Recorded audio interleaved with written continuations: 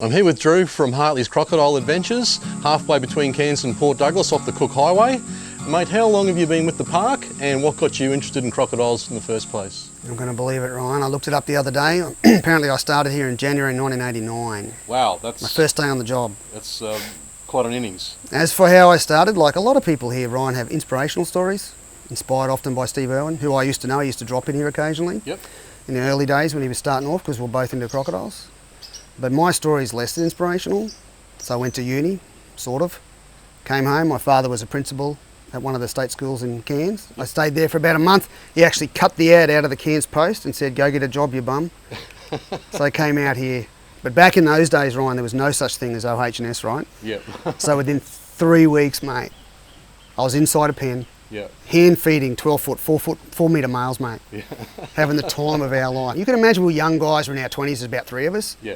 Like we had, mate, we were going, like we had some real close calls. I mean, you got Croc, mate. 1/3 of the crowd's made up of backpacker chicks, mate. I'm in my 20s. I think only dive instructors and rafting guides did better, mate. Yeah, or the guy at Innisfail who jumped off the jetty to impress the backpacker. That's it, mate. So we cut loose and I saw guys get bitten and I got dragged in the water once by an 11-footer. But we had the time of our life. None of this hoo-ha and cotton, wrapped in cotton wool and all that crap that they do these days. Yeah, I've actually had some close encounters myself while collecting bait in the mangrove estuaries during my charter career, and it gets the heart pumping, but it's just so cool to see these creatures out there, the closest living thing to a dinosaur. They are. A lot of people don't realise that though, Ryan. When you say that, a lot of people say it like figuratively, but literally, they are actually more closely related to dinosaurs and therefore birds, which are the only survivors from feathered dinosaurs, than all the other reptile groups, these animals. Yep. Just they look like reptiles, but it's one of those things. They actually have a different beginning and they're actually put in the same group as birds are. Wow. Under one system of taxonomy, not the one that we generally use, but under another system in terms that relates to ancestry. Yeah. Cool. That's so interesting. I've never. They are very different, mate. Yeah, which is why they are different to your average snake and lizard. Yeah. I don't know a great deal about the biology of them myself, but you know, living with them over the years on charter and that, I did work out kind of the habits and how crocs can differ a little bit, and some you could approach, and you know, that kind of thing, and to show the tourists, and other crocs were very, very timid and. Well, that's learned behaviour. Like I said, based on what I know of their brain structure and function, they have associative learning. So within narrow parameters, not like you and me and Kane here, but different. You know, like we have abstract thought and emotional capacity. So we start to wonder, you know, how things work and how we can. They don't think like that, but they can identify a threat. So as you said to me, you know, you used to be able to go up nice and close to them, and that's because they've learnt. Yeah, that over you're time not a threat. that blue boat coming down the creek, he's not going to hurt me, he's just coming up for a look. And that can also be a problem the other way, because then you get the individuals, if they're large, that start to have no fear of people. They don't see us as a potential threat, and then they'll start to approach you, maybe for social reasons like dominancy and territoriality, or perhaps just in their own instinctual way, curiosity. But even worse, if they somehow get the idea you got food for them, then it becomes a real problem. And of course, feeding them is illegal in Queensland, big fines, and can definitely contribute to very poor outcomes. And that's why people should always get rid of their fish scraps away from boat ramps, especially, because that's basically teaching the crocodiles, isn't it? Yeah, I mean, people should do that. Well, they should do that anyhow, I suppose. But yeah, obviously in areas up here in far north Queensland, as you know yourself, it doesn't take long. They have a couple of free feeds, they know for sure. And of course, the worst thing is when people start. And I understand why people do it. I mean, it's exciting to chuck food in the wild for them and watch them feed. I saw a guy off Mowbray River Bridge, mate, with a barramundi frame doing a show for about 20 tourists about 3 years ago. Oh, really? Yeah, he got an 11-footer jumping right up to almost the tip of his tail, mate. It was fantastic free croc show. But the next person who comes along in a 12-foot tinny, he's gonna probably that crocodile might look over and go, "Where's my food?" Where's my food? There'll be what I call a cultural misunderstanding. Yeah, very cultural misunderstanding. Yeah, big time. Yeah, I guess talking about that in hindsight of recent events, you know, there's a lot more sightings these days, more encounters, and would you say, well, I think definitely the attacks are on the increase? All right, so ironically, we actually hosted a bit of a talk last night from representatives from one of the government departments. Now, according to the head guy, and I must admit, he's a very knowledgeable fella, Yep. very knowledgeable, Dr. Matt Ryan. I mean, he's got a very difficult job. I mean, I would not want to be the guy that's managing saltwater crocodiles in Queensland. No. Mate, you'd be seeing a therapist once a week, you know what I mean? Like, that would be a tough job to do. Yeah. But he says fatal attacks have not increased since the 70s. But I would say, of course, keeping in mind, I remember in the 70s, there was quite a few attacks because that's when people were still swimming with them, because in the 40s, 50s and 60s, they'd been shot out. And there were some horrific attacks back then, you know, beryl ruck on the Daintree and Ginger Meadows over Kings Canyon. Yes, I remember that too. People were still jumping in, mate, and swimming. Yeah. And there was, the crocs were the culprits, were the big males that survived the shooting era, but the interaction, people were taking big risks. So Yes. I don't know if that's a real accurate figure, but he did say the non-fatal attacks are increasing. Yeah. And that's of concern. The non-fatal and interactions, you know, near misses, I imagine, are also increasing. And as you know yourself, being out there on fishing and grabbing, you're seeing more of them. Yeah. And I think I'd be prepared to say you're seeing more of those 9, 10, 11, and even those mature males that are 12 foot, 4 metres or more. Yeah, I was just going to say that actually. I've actually noticed that the average size of the crocodiles we're now seeing is approaching that 3.8 to 4 metre mark. Yeah. Rather than those little 2.5 metres many years ago. And it's taken a long time. People think it's been a sudden increase, but it hasn't been. When I arrived here in 1989, you had to go looking for a croc, mate. Yeah. Heck, man, I used to swim across Hartley's Creek at night. Yeah. We never worried about it, you know. Yeah. But I wouldn't do it now because, I mean, mate, I was down there on Monday morning and there's a 10, 11 footer, like right where the waves break, just cruising along Wadgety Beach. Yeah. You know, so they're there now. And it's taken a long time. That's 30 years plus, but the numbers have been creeping up. But I will say, remember, that the number of large males in built-up areas, they have increased the trapping, so there's downward pressure, so they've declined somewhat. There was a real peak in the 90s because of the trapping program, heavily influenced by politics down southeast Queensland, and there was a few in the 2000s and 1990s where people got attacked because they were allowing 11, 12 foot males to live around suburbia. Yeah. But now, that's, you know, they target those animals. And speaking about that, the Crocodile Management Plan, there's a number of different zones, I believe, and different classifications. How do you see that plan? Is it working, or do you think it needs to be a little bit more stringent? Or, I mean, I love crocs. So you're asking my personal opinion on this, right? Yeah. So I don't know all the ins and outs of the Queensland management plan for estuarine crocodiles, but from my understanding, they do have zones. That's true, Ryan. So down here around Cairns is an example, right? I think the rivers and creeks that come from Cairns out to Palm Cove are classed as exclusion zones. So they're meant to be removing, as far as I'm aware, all the crocodiles. Righto. Or as many as they can possibly remove. So they're meant to go out and monitor it, and there's private contractors that are meant to do this. Yeah. And then you go to areas where the crocs aren't meant to be over 2 metres perhaps. Okay. But then, as you know, Ryan, say like the 𝗘𝗏𝗦 region, I would imagine, or up around the Daintree region and further north and so on, then you start to go to a case-by-case basis. So when someone reports on their 1-300 little thing, you know, there's a crocodile incident, they do an assessment based on certain criteria. So they'll go out and see what size animal it is, where it is, how much threat it represents, if it's behaving aberrantly or dangerously, or if it's actually done something. Taking a working dog apparently is not okay, but taking someone's pet, apparently they won't do much. There's inconsistencies like that I'm not a big fan of. Yeah. If it's gone near boats, is it near boat ramps, is it heckling fishermen? The only thing I would say, there is a bit of a disjoint.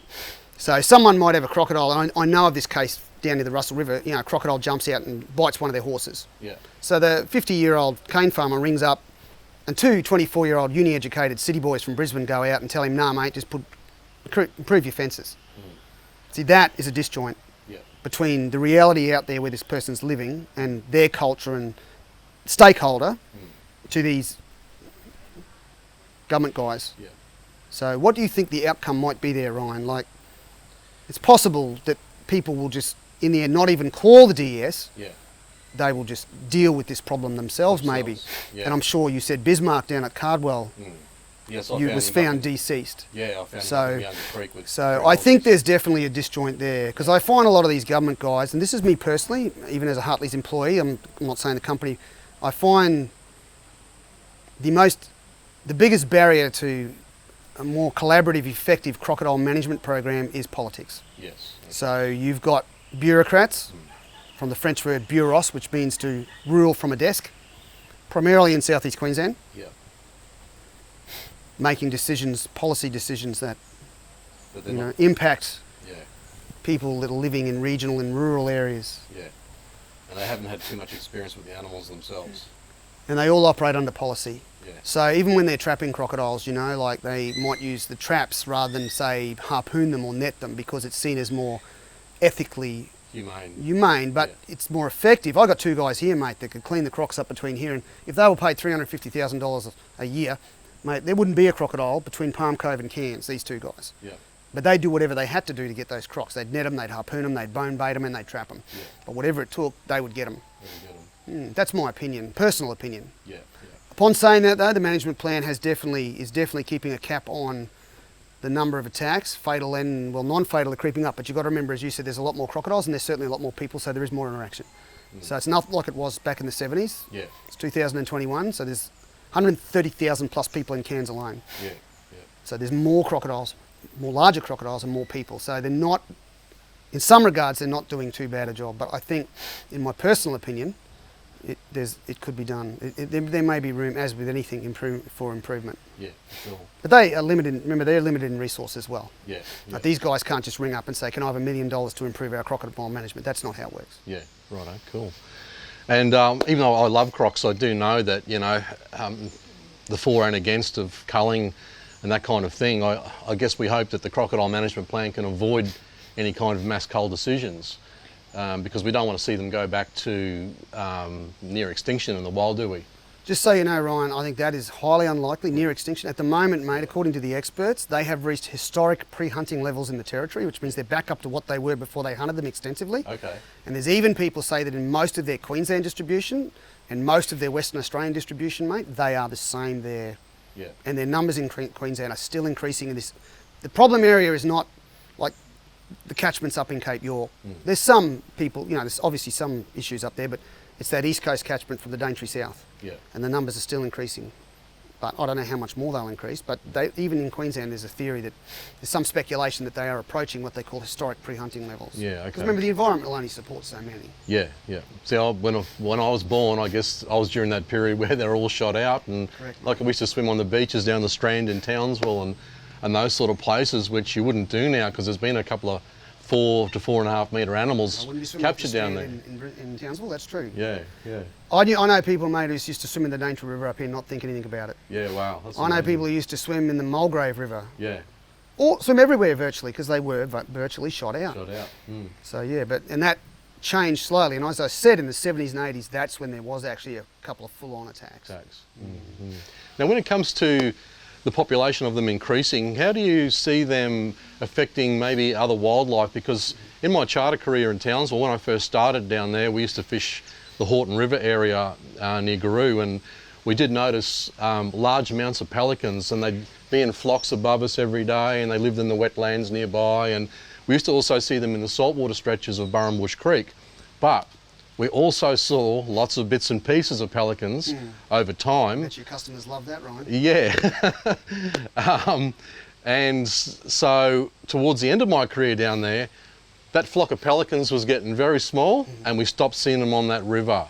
So do you think that, and we also noticed in that 20 years that the size of the crocs had increased in the river and the numbers of crocs had increased. All right. So you're talking at one localised spot, and like I said to you before, I must admit I personally put more weight on the opinions of people who've lived in an area for decades than on some academic study where they segment out a little area or go down a river and say, there's only X amount of this and that. I definitely go on personal experience of people who've been there virtually every day for years and years and years and years, and they've observed a change. Now, probably what you've seen, and I'm only speculating, so you've seen an area where the crocodile population has been virtually eradicated due to hunting, and it's recovering and moving back in, which is, in a conservation sense, in a natural heritage sense, is what it's meant to be. But in the interim, when that crocodile population was eradicated or suppressed, the pelicans have found that habitat to be utilised. So their numbers have increased beyond what they were prior to humans impacting. So you're actually seeing a return back to what it was like prior to human impact. Intervention. And the pelicans, the one you're talking about is the Australian pelican, and they are completely secure as a species in Australia. Yeah.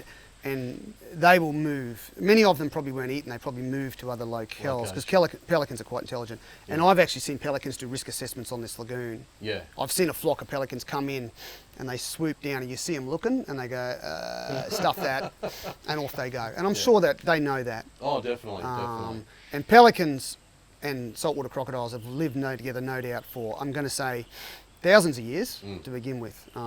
So that they're both, and the crocodiles are just coming back, moving back into that area. And the answer to your other question as well is how they impacted. That's an ecological impact, right? How they impacted the prey species, I imagine. Yeah. The real answer is we don't know, because no one did any research prior to the shooting era, and certainly not during the shooting era. Yeah. But we don't. There doesn't seem to be anything that we've seen. Like, I've heard stories that, you know, when the crocodiles weren't there, the catfish became very dominant. But it's very hard to tell if that was from our enterprises, say commercial fishing as an example, or whether it was crocodiles. Yeah. And you've got to remember with crocodiles, I imagine in high density populations in the territory, they probably play a much more significant impact, but people don't realise they don't need much food.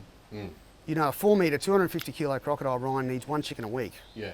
And they can go a month without food or longer easily. It's amazing, isn't it? They're not like tigers, say. They don't need to eat 20 kilos of meat every 3 days. Yeah. Everyone who's up here who uses, you know, been up here for a few years. And I mean, if you're in Cairns, mate, if you've been here for more than 5 years, you're a local. Mossman, second generation only, that's different. Yeah. But Cairns, 5 years, you'll be local. But if you're an outdoor person and you use the water for recreational purposes, at some stage there will come a time where you've got to ask yourself, how lucky do you feel? Yes. And be careful, you know.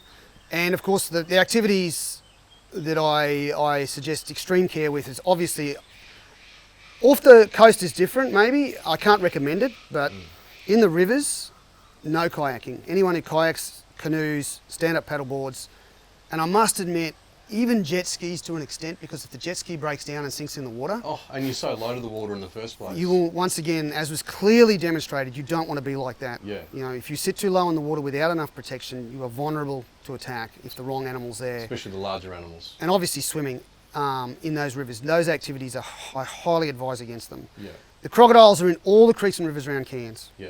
More in some than others. The Mowbray River here, who knows how many. I mean, you can see 5 some days sitting on those mud banks in the winter. Yeah. 2 of them are between 11 and 13 feet, mate. Yeah. I mean, a visitor from Melbourne showed me a photo the other day of a 4.5 metre male sitting under the Mowbray River Bridge. Yeah. Just sitting there in the cool. Wow. So, and they're going way up these rivers now. Like when I first arrived, you didn't have to worry, but now, when I first arrived, Lake Placid down here, where the guy got bitten on the head. Yeah. Mate, you'd go on the weekend, there was kids paddling, you know, you could rent a kayak, there's a little cafeteria selling ice creams and stuff. Now, mate, there's just the big Croc sign. Not so placid anymore. And the Mowbray River, mate, I know that because I know the people who own the end property. They're going right up there, mate. There's a swimming hole just up there at the top of that saltwater reaches, isn't there? There is, above the Diggers Bridge, I think they call it. There's a swimming hole that people used to go in, but I think they saw at least a 3 metre one in there. But even beyond that, they're going right up to where it starts to get into the big rapids to go up to the waterfall, mate. There's nothing big than 1.5 to 2 metre fellas. Mulgrave River on the other side of Cairns, you know, Ross and Lock, everyone used to swim there. Yeah. Back 15 years ago. Now they've caught, I think, a 2.5 metre female above it. They've caught juveniles above it. Yeah. And they're even going right up to, at least halfway up to 𝗏𝗪𝗏. Yeah. So they're pushing right up. Wow. Geographical barriers, so running water they can push through, it's not a problem. They'll do that. Shallow water go through. And at Hartley's Creek here, mate, we get our water about 1 kilometre up. So you go up all these rocky outcrops and rapids and it's above a 4 metre waterfall. Like it comes down off a waterfall. I mean, there's a bank that's pretty steep, like maybe a 60-degree incline. Yeah. And the guys went up about 5 years ago, mate, and there's a 1.5 metre croc sitting in the waterhole. No one has seen that ever as far as... I mean, some of the people have lived there their entire lives, they've never seen that. Wow. Would they be a bit more agile as they're smaller to get into those sort of positions? Yeah, of course, but that's correct. And they're mostly the juveniles you're seeing pushed up there, you know, the 2 metre fellas. But it's not to say that you wouldn't get a larger one go up, at least for a brief period, you know. And I guess when you think about it, look at the Herbert River Falls up near Goshen Station. Like, how many... If it's an eastern flowing catchment, mate, then who knows, you know. I'll tell you where I did hear one being seen that'll freak people out.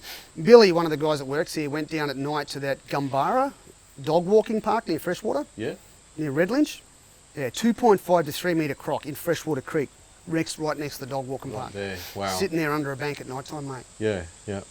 I'm on the beachfront there at Half Moon Bay, and we take the dogs for a walk along the beach every morning just about, and we're always making sure they're back from the edge. There are 4 smaller animals in Half Moon Creek that we know of, and but the other day there was a family swimming there with kids and everything, and it was probably, I was a bit more worried about them getting smashed by box jellies, because we haven't seen the crocs on the beachfront there yet, but they're in the river. But that's the kind of behaviour. Yeah. I must admit, I'm swimming off the coast here, and this time of year outside the jellyfish nets. Very dangerous. Like I told you, my wife was at Port Douglas the other day, mate, and on that other side there at Dixon's Inlet, she could see about 10 box jellies. Yeah.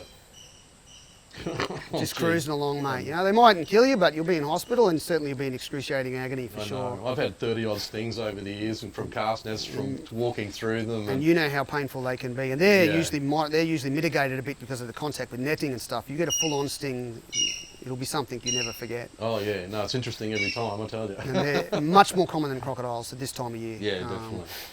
So like I was saying, safer behaviour is 5 metres back at all times, fisherman or not. Yeah. Don't get caught up in the excitement. So if you're pulling in a crab pot or pulling in a fish, don't forget, that's where people lose focus. Yes. And they get all excited. No hands over the side, pull it up from a distance. Mate, and you know, on the edge of the bank, they hook a big barrow, they get all excited, they go down, the croc's picked up, he's caught fish from people before, he's coming in underneath. They go down, mate, bang. I Before know. you know it, you've got a near-death experience. I've had to be very careful in 𝗘𝗫𝗦𝗦 over the years when we were living down there, because we used to go down there regularly, once again, to walk the dogs, but some days I'd take a lure with me when I knew we were going to catch a nice barra, you know, or had a good chance. And on several occasions we've hooked up big fish and I've had to land them. Yep. So yeah, it's always been in the back of my mind. I'm not so much looking at the fish, I'm looking for telltale signs out from me, you know, at the same time. 𝗘𝗫𝗧 has, I'm going to prepare to say 𝗘𝗫𝗧's definitely got more crocodiles than we have around the Cairns region. Oh, definitely, mate. Yeah, because they've got that. I don't know that, you know, they've got those major catchments that feed. I think they feed up into big wetlands. Yes. And that's what that combination of a lot of different, like salt into fresh into wetlands they're the ones that support quite substantial numbers, because the females nest in those wetlands. And they've got a lot of prey biomass, lots of prey to feed on, and diversity throughout the year. Yeah. So yeah. Up the top of Wreck Creek there and 𝗘𝗦𝗘𝗥, there's a few wetlands that you can drive to. They're basically just billabongs, the old existing riverbeds that, during the floods, they fill up and the crocs can get to the salt. And the crocs in them at the moment are absolutely huge, and there's big, big numbers. And I think that's why we're starting to see a few more crocs along the beachfront at 𝗘𝗫𝗦𝗦 now. You think they get pushed out when there's too many? Oh, I don't. There is, I mean, a lot of the ones they see cruising the beaches, I mean, you can get mature males, but a lot of them, and the ones they trap particularly, are sub-adult males, usually about just over 2 metres to just over 3 metres. Like, majority of crocodiles they trap, and the people see are of that ilk. But just so you understand how they move in the rivers, like, some males might be what they call 𝗘𝗫𝗖𝗟𝗪𝗔, so they might stay within a set section moving up and down, but when they've done a lot of GPS tracking over a long period, it turns out they actually have what they call temporary territories. So they have non-breeding and breeding territories.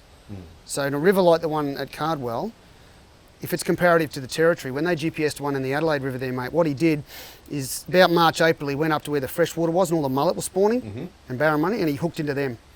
And then he came back downstream and he actually went overland into a big wetland where we believed he preyed on mammals like wallabies, cattle and pigs.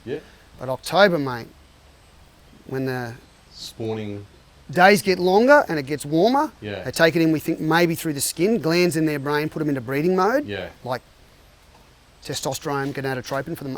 He came back into the river, mate, and went 10, 30 kilometres upstream onto the floodplains looking for females. Wow. So that's what we think, and he wasn't the only one. They were all these big mature males were doing that. Yeah. And it was their movements that very much determine the dynamics, the movements and behaviour of others as they move through. When it comes to those larger animals, mate, like 4 metres plus, and people are getting in their zone, and those animals want you, they change like that? Well, they're just the potential, I guess. Like, a lot of the ones we work with in the Croc and Wildlife section here, you know, we learn to work with them, but sometimes I'll go up onto the crocodile farm here, mate, and they got males up there that are at 4.5 metre, 300 to 400 kilos, and the only time they see people is when they drive around a Land Cruiser and throw chickens over, and they scare me. Yeah. And I don't scare easy. No. They are like massive dinosaur lizards, mate. And I think that's where a lot of people who've never actually, you know, they see a croc in the water, jumps in the river and swims off. Yeah. But they've never seen one that's 400 kilos. They want something. 4.6 metres. And he's decided he's going to have a go at you. Yeah. So he's going to charge your boat, he's going to power at your boat, and if you're lucky, he'll dive under about 2 metres away and everyone will be thinking they're going to the afterlife, but it turns out they've been cut a break. Or Yeah. if you're unlucky, like the gentleman the other day, maybe he actually attacks the boat. Yeah. And these animals, they are so powerful. People don't realise how powerful they are when they actually decide to go from being scared of you to predating on you. They are, and that's why there are very few survivors when people get grabbed in the water and no one can help them. Virtually no one survives when it's a big crocodile. Like when they grab someone, they just pull you under and gone. Yeah. You cannot outfight them. No. You know, they weigh 400 kilos, Ryan. They got skin about this thick with bone through half of it, and they've got a head like a 𝗓𝗓𝗡. Yeah. And you saw Boris with his foot bitten off, mate. Like, Yeah. he didn't even blink. No. So what are you going to do? Poke it in the... Yeah. And you got, not to mention you're on the clock, right? Like you're drowning. Yeah, that's so right. you got about, what do you reckon, 1.5 minutes to come up with something creative? That's if you're pretty fit. So people are going to understand that generally, good news, they're usually wary and inherently wary and stay away, but don't underestimate them and don't Take any risks. take any risks, because when that moment comes, It's not good. you want them. You don't want them to be able to actually come in, actually get close enough to get hold of you, because they are formidable. One of the world's, in my opinion, most dangerous predatory animals. Definitely. So I guess I was kind of lucky one day on the 𝗘𝗫𝗦𝗛𝗡 beachfront last year. Generally, I can tell a croc coming along the flats because you can see the mud stirring and you can see from the swirl sort of thing. And every now and then they burp and stuff, and you see the slick come up. Is that right? I've seen it do it here, but they actually do that, do they? Yeah, mate. Yeah, but this one day, he must have been there before we got there. There's a little gutway off the beach there at 𝗘𝗫𝗦 on the big tides. We catch a few barra, and we always be croc-wise. You know, stand back at least 1.5 metres or so. 1.5 metres. And maybe I should go a little bit further. Well, the water's pretty. You mean the water's pretty shallow lead now? It's not like dropping off a metre and 2 metres, is it? Definitely, but I'm sure you know what you're doing, right? Yeah, most of the Let's time. hope so. Since you have a lot of listeners, I could lead by example. Fingers crossed I'm here next week to talk to you. Yeah, we'll see this in the Cairns Post, mate. I'll say I knew that guy. That's it. But what happened was I didn't know he was there, so he must have been there already. Yep. And we were casting there for probably 10 minutes. Yep. And he popped up from me basically 15 feet away. He's about Surprise. about a 4 metre animal, or just under. Yep. And I basically started backpedaling, but my lure was out in the water and it got stuck on a twig. And I was just giving it a flick as I was... Let it go, mate. Let it go. Let it go. And the lure came off the twig and smacked me in the face. I didn't even know what hit me. Well, you focused on the 12-foot croc that's about Well, that's right, mate. I understand. Exactly. I'd rather get a lure in the face, and I got a nice big treble stuck in next to the nose there. That they can fix, mate. You know, the other ones... Yeah, they can't fix the croc attack, but they can certainly fix a hook in the face. And that's what people have got to realise. These animals, like, generally they leave us alone, but they're very...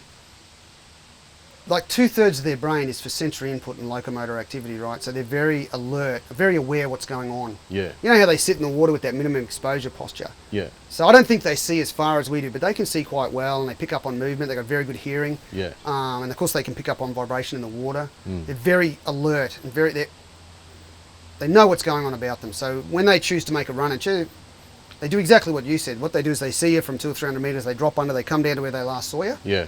And should you be...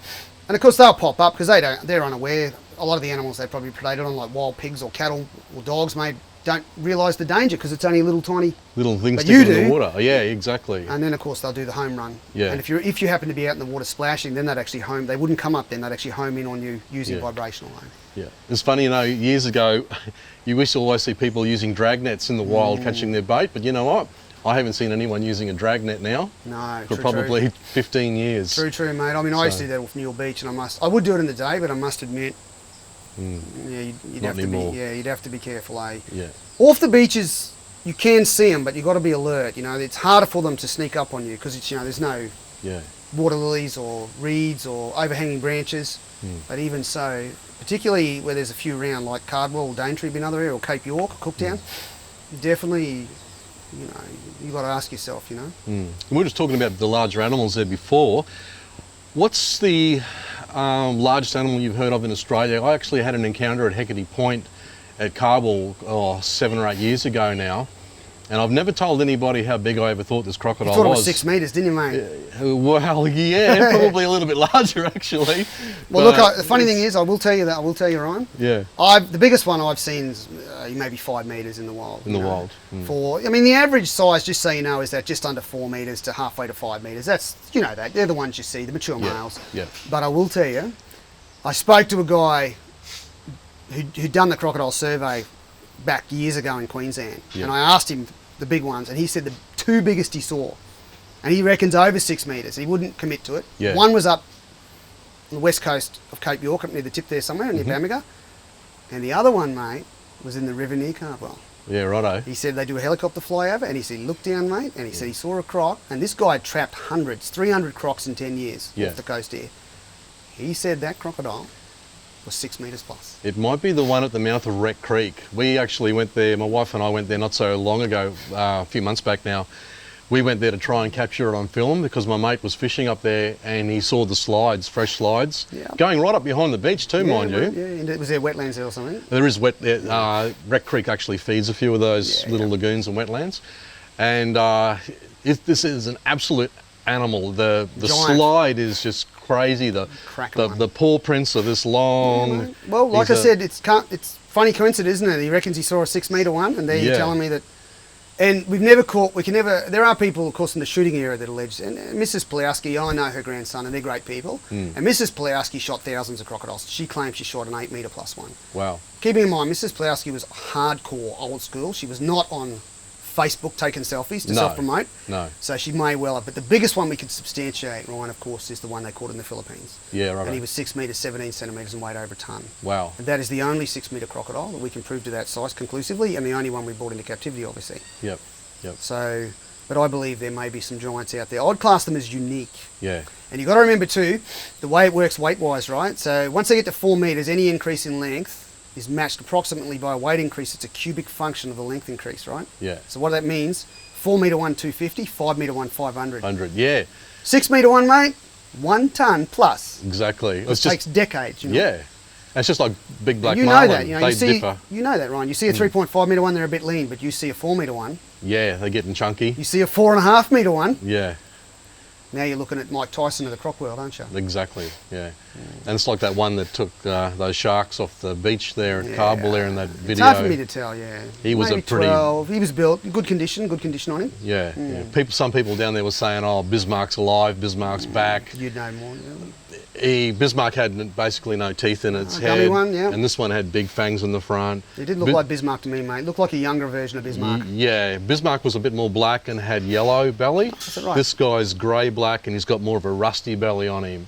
So, unfortunately, sometimes people see a big croc and they go, oh, Bismarck's back.